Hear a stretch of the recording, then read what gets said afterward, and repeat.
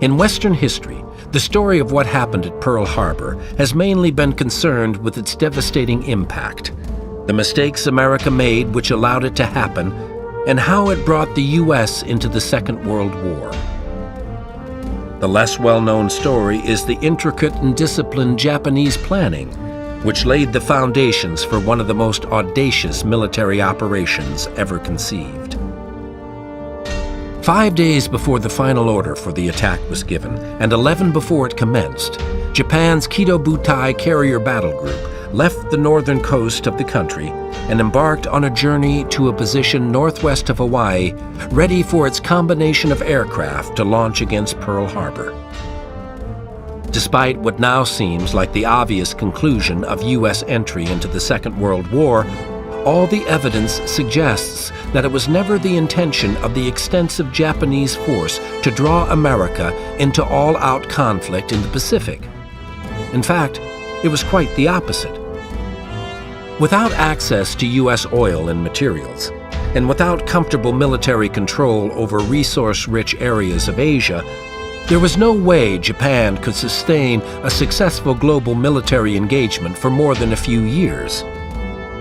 It was already feeling the strain of its commitments in China, but unwilling to pull back and appear as if it had backed down to the U.S., there were only two alternatives: reach a negotiated settlement which saved face, or push America into retreat. Japan's chosen means of achieving the second of these was a surprise strike against the U.S. Navy in the Pacific, which would deliver such a telling blow that even if war broke out, America's military would be so weakened and morale so deflated that a swift and decisive Japanese victory would be the only possible outcome. Concept and origins.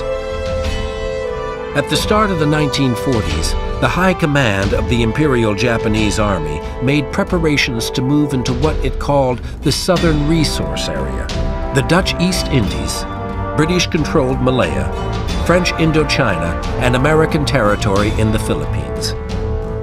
Requiring a far greater quantity of natural resources than its own land could offer, the military decided this expansion was crucial to achieving the nation's vision of a far-reaching and globally powerful Japanese empire. Hoping to capitalize on the division in the U.S., namely the isolationists who were still deeply rooted within government, some military leaders believed this could be achieved without provoking America into conflict. For many of the more traditional and conservative holders of high offices, the remit of the Japanese Navy would be confined to defending any colonial possessions it managed to wrestle from the Western powers. There were many others who fiercely disagreed, and among them was the most influential commander of the Japanese Navy's combined fleet, Admiral Isoroku Yamamoto. He feared that Japanese operations in the Philippines would draw the U.S. into war, and having been educated in America and having worked in the country as a diplomat, he was well aware of the huge and untapped industrial machine on which it could draw during a possible conflict. Convinced by this, Yamamoto supported using Japanese naval might to launch a far more aggressive and preemptive strike against America in the Pacific, which would disable the U.S. fleets in the region long enough to allow Japan to exert full control over the territory it so desired.